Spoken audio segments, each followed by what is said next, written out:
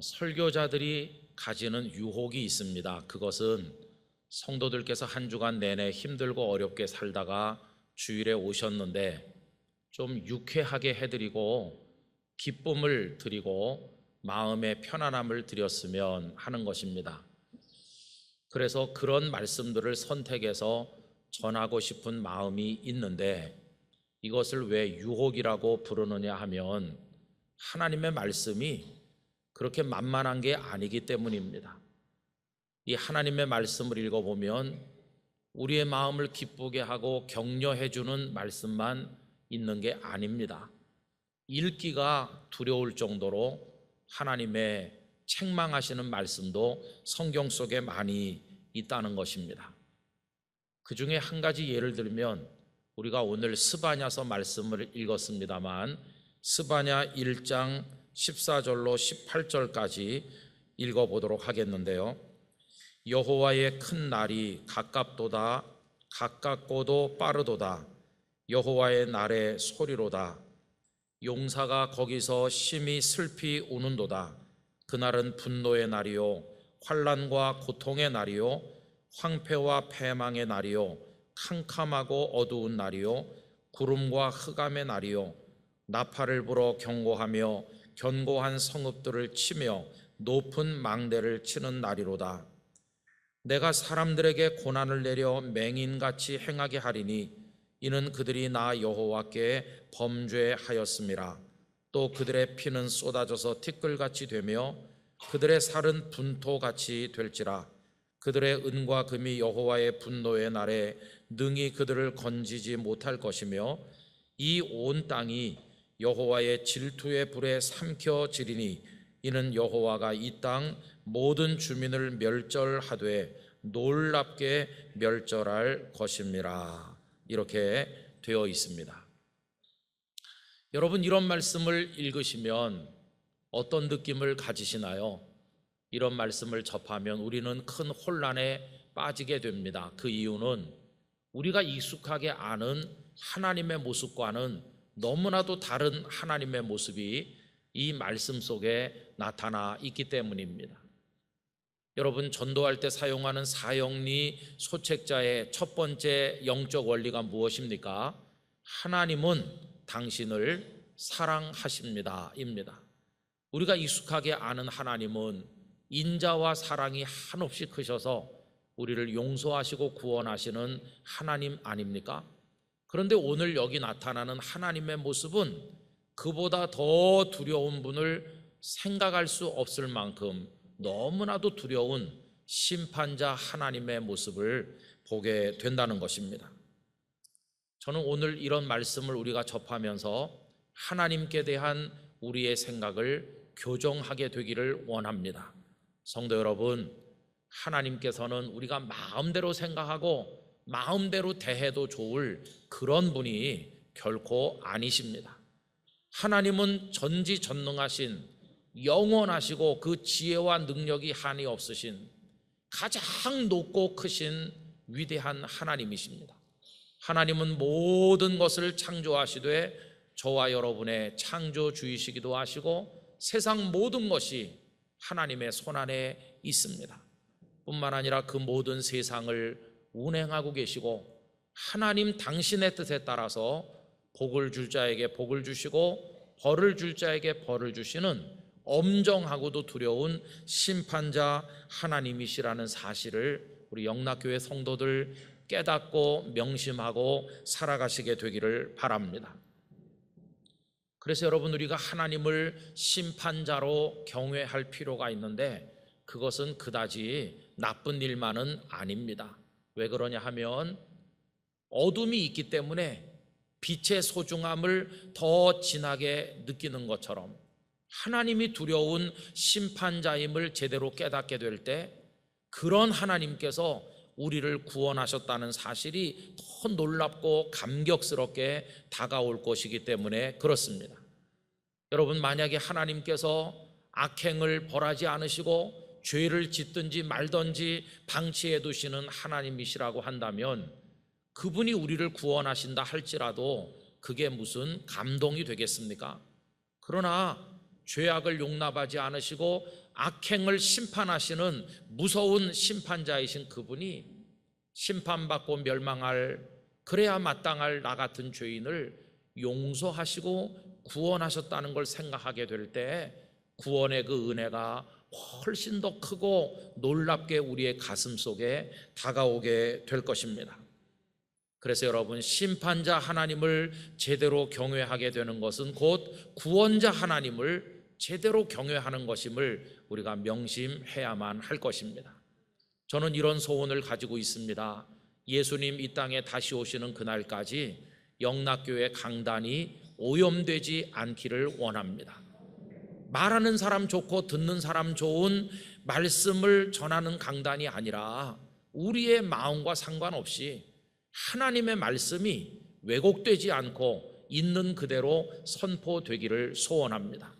그리고 여기서 예배하는 모든 성도들은 그 말씀에 무조건 아멘 하면서 그 말씀에 경책을 받기도 하고 그 말씀에 위로를 받기도 하는 그런 거룩한 강단이 되기를 간절히 바라는 것입니다.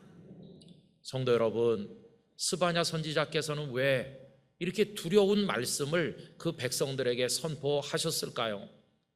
이분은 히스기야 왕의 4대 손으로 왕족 출신의 선지자이십니다.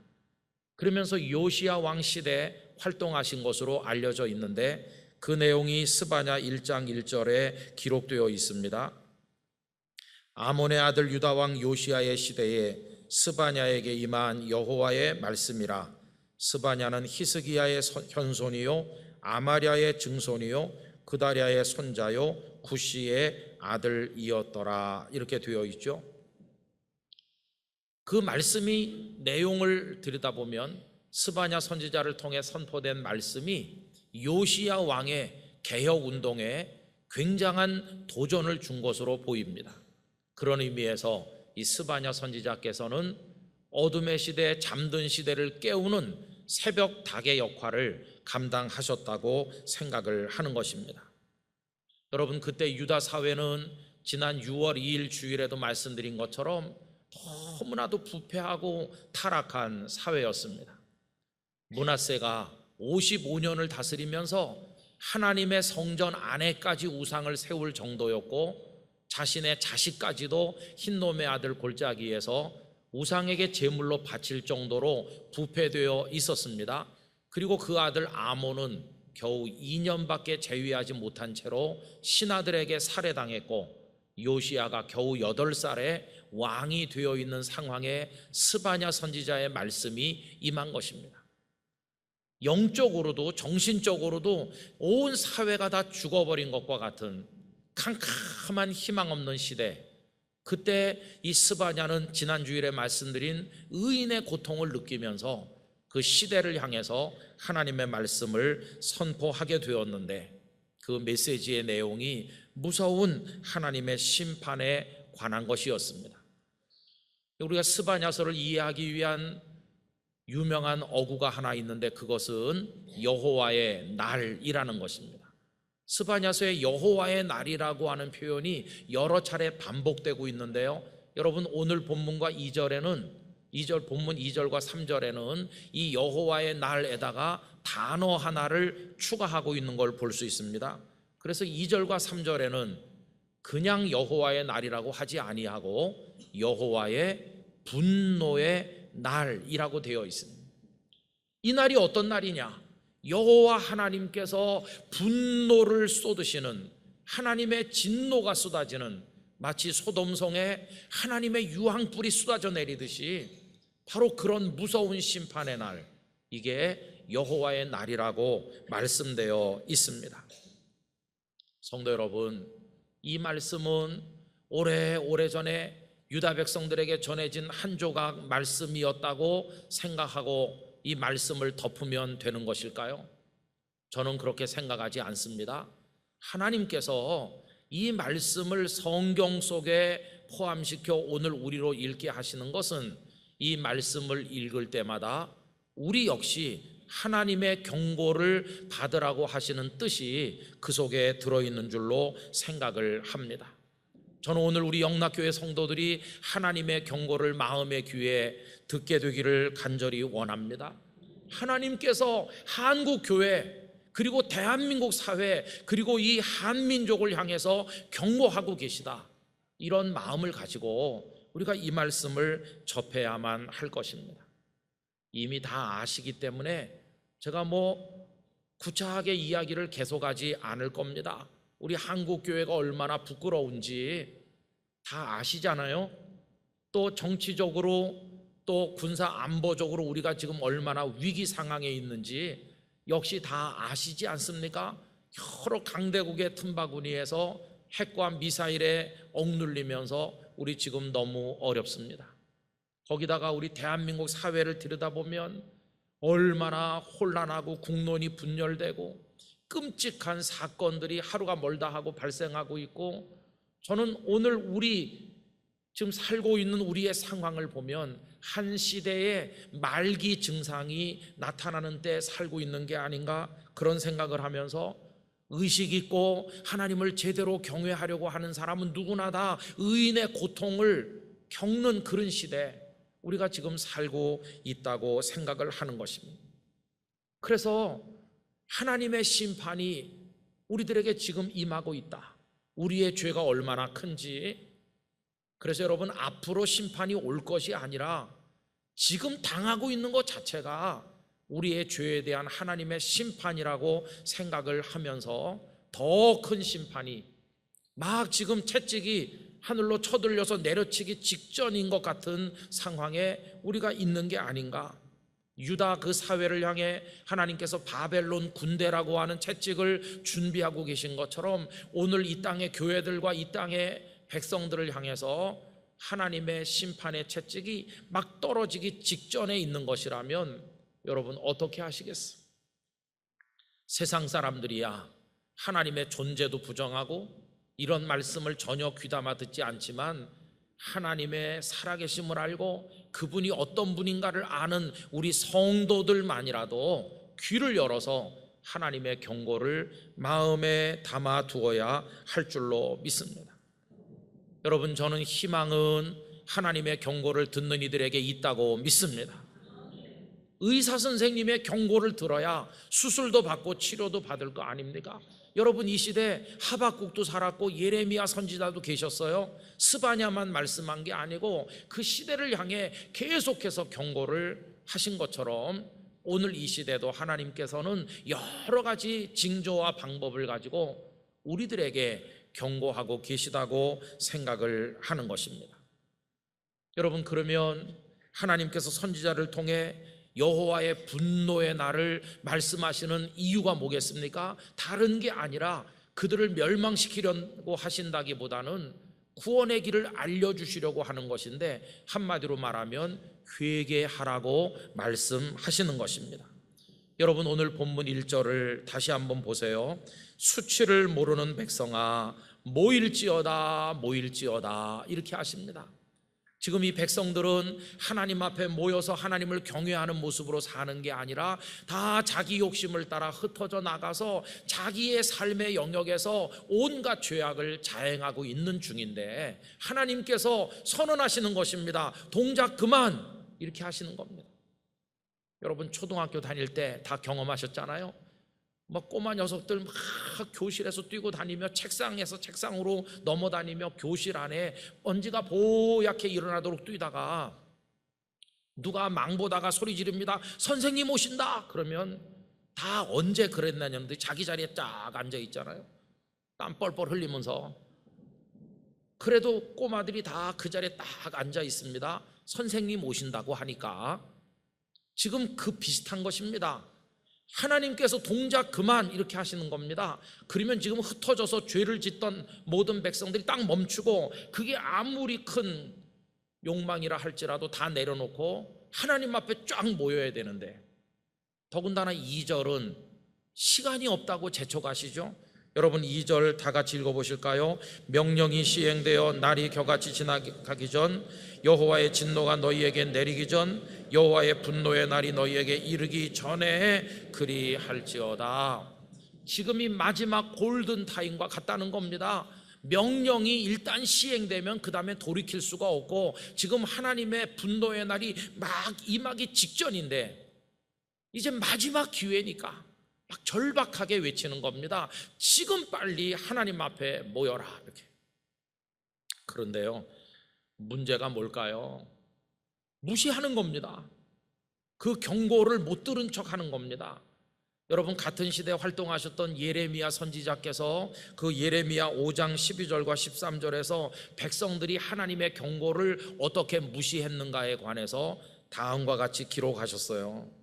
그들이 여호와를 인정하지 아니하며 말하기를 여호와께서는 계시지 아니하니 재앙이 우리에게 임하지 아니할 것이요 우리가 칼과 기근을 보지 아니할 것이며 선지자들은 바람이라 말씀이 그들의 속에 있지 아니한즉 그같이 그들이 당하리라 하느니라. 이게 무슨 얘기입니까? 하나님이, 아이고 무슨 하나님이 있긴 어디 있어. 우리가 왜 재앙을 당해? 다 그 쓸데없는 소리야. 그 선지자들이 뭘 몰라서 그래. 마치 소돔성의 유황이 쏟아지기 직전에 그 롯이 바짝 긴장해가지고 자기 딸들과 결혼하기로 되어 있는 예비 사위들에게 가서 이보게들 큰일 났네, 이성이 오늘 밤에 멸망한다네, 이렇게 말했지만 그 예비 사위들이 롯의 말을 어떻게 여겼다고요? 농담으로 여겼다고 그랬죠. 여러분, 지금 대한민국 이 사회 속에 심지어 교회 드나드는 사람들 중에도 하나님의 경고를 농담 정도로 여기는 사람 너무너무 많이 있습니다. 저는 적어도 우리 영락교회 성도들은 하나님의 경고를 귀담아 들어야 된다고 믿습니다. 모일지어다, 그럼 하나님 앞에 모여야 되는 것이죠. 정신을 차려야 되죠. 여러분, 그래서 오늘 이 말씀은 6.25를 상기하면서 북한 동포들을 선교하는 마음으로 모인 날인데, 우리가 이렇게 깨어있지 않으면 뭐 북한 선교는 둘째치고 우리 대한민국부터 하나님의 진노를 받을까 두렵다는 것입니다. 그래서 3절에 가보면 하나님께서는 부르시는 대상을 축소하시고 계신 걸 볼 수 있어요. 여러분, 3절 앞부분을 보십시오. 여호와의 규례를 지키는 세상의 모든 겸손한 자들아, 이렇게 부르시죠. 여러분, 왜 이렇게 부르시나요? 어차피 하나님의 경고를 무시할 자들이 많으니까 그들은 불러도 오지 않는다는 걸 아시는 겁니다.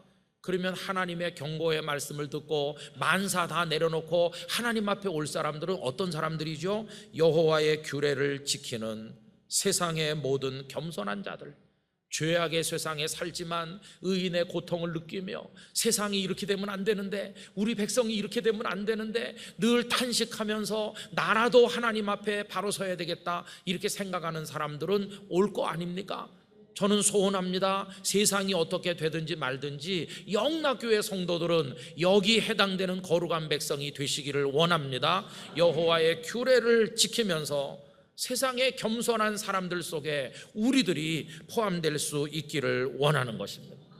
우리는 하나님의 경고를 외면해서는 절대로 안 될 줄로 믿습니다. 그럼 여러분, 이렇게 하나님께서 모이라고 부르시는데요, 모여서 할 일이 뭡니까? 다른 게 아니라 회개하는 겁니다. 회개. 참된 회개가 되기 위해 두 가지를 요구하셨어요. 첫째는 여호와 하나님을 찾는 겁니다. 여러분, 3절 중간에 보시면 너희는 여호와를 찾으며, 이렇게 말했죠. 이게 무슨 뜻일까요? 그동안 여호와 하나님을 찾지 않았기 때문이에요. 그동안 자기를 우상처럼 섬겼고 다른 많은 세상의 것들을 찾았고 그것들을 갈구하며 살았지, 여호와 하나님을 찾지 않은 그 죄를 회개하고 우리를 구원할 분은 하나님밖에 없음을 믿습니다, 그러면서 하나님께로 돌아오도록 촉구하고 계신 겁니다. 여러분, 갈멜산 대결을 아시잖아요.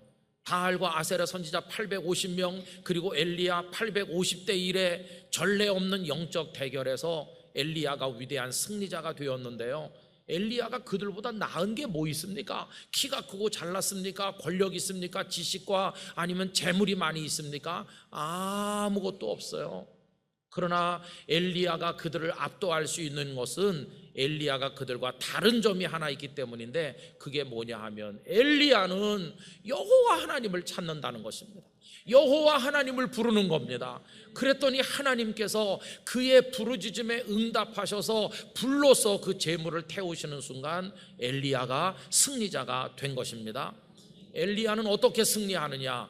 여호와 하나님을 찾았기에 승리한 것입니다.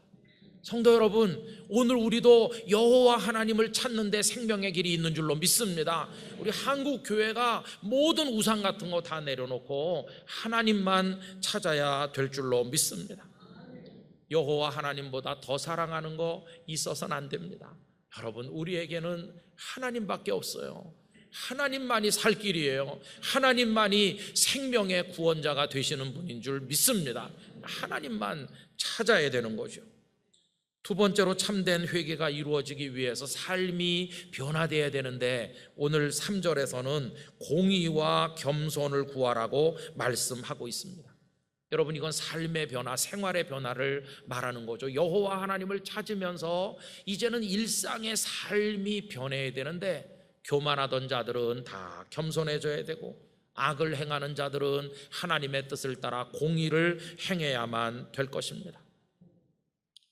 우리 성도 여러분, 우리 회개하되 삶의 변화가 따르는 회개를 하기 위하여 힘쓰기를 원합니다. 우리 모두 겸손한 사람 됩시다. 영락교회 성도들은 겸손해집시다. 죄를 버리고 의를 행하는 사람이 돼야 되겠습니다.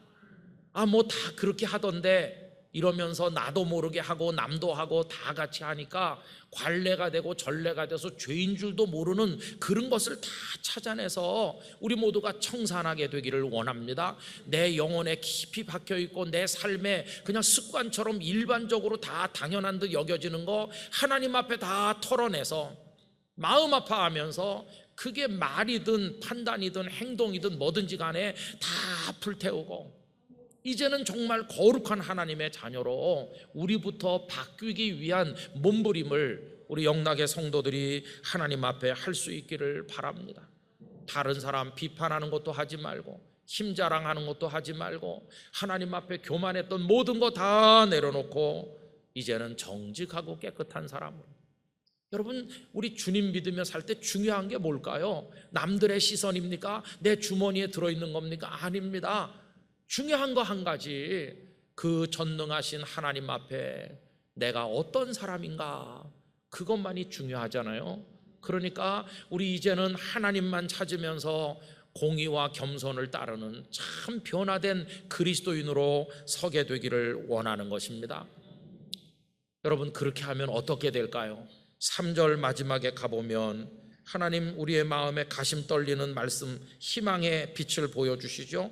그렇게 하면 너희가 혹시 여호와의 분노의 날에 숨김을 얻으리라. 그렇게 하면 하나님께서 불쌍히 여겨서 그 분노 중에 숨겨주실지도 몰라. 그런 얘기죠. 여기 살 희망이 한가닥 보이잖아요. 여러분, 대한민국이, 이 교회들이, 이 땅이 살 희망이 여기 희미하게 보인다고 믿습니다. 저는 우리 영락교회 성도들이 여호와의 분노의 날에 숨김받게 되시기를 축복합니다. 그 분노 중에 숨김을 받아야 돼요. 우리가 그렇게 하면 북한 동포들, 이 분단된 조국, 혼란스러운 대한민국, 어려운 한국교회, 하나님께서 마지막 자비를 베푸신다면 우린 살게 될 것입니다. 그래서 저는 스바냐 3장 17절에 놀라운 축복이 우리에게 임하기를 원하는데요, 스바냐 3장 17절 펴셔서 우리 한번 큰 소리로 읽어보도록 하겠습니다. 다 같이 읽습니다. 너의 하나님 여호와가 너의 가운데 계시니 그는 구원을 베푸실 전능자이시라. 그가 너로 말미암아 기쁨을 이기지 못하시며 너를 잠잠히 사랑하시며 너로 말미암아 즐거이 부르시며 기뻐하시리라 하리라. 아멘. 지금 너무 누추하고 더럽지만 우리가 이렇게 하나님 앞에 모이고 여호와 하나님만 찾고 우리가 변화되고 하나님의 경고를 가슴에 담고 나갈 때 하나님 우리를 불쌍히 여기시면 이리 와, 너는 내 거야 그러면서 우리로 인해 기뻐하시고 즐거워하시게 될 줄로 믿습니다. 이거 외에 희망이 어디 있겠습니까? 그래서 여러분, 우리가 바로 서는 게 조국을 위하는 것이고, 그렇게 될 때 문이 열릴 것이고 평화 통일, 복음 통일이 올 것이고 북한 동포들이 같이 예배드리게 될 것이고 여기 살 길이 있는 줄 믿습니다. 그러면서 우리 영락교회 성도들이 다 일어나서 두 손 들고 회개하는 심정으로 하나님 앞에 나가게 되시기를 간절히 기원합니다. 우리 영락교회는 북한 선교에 대한 특별한 소명이 있는데, 여러분 이런 마음으로 정말 열심히 섬기면서 주님의 날이 올 때 그날이 두려운 날이 아니라 축복의 날이 되기를 간절히 기원합니다.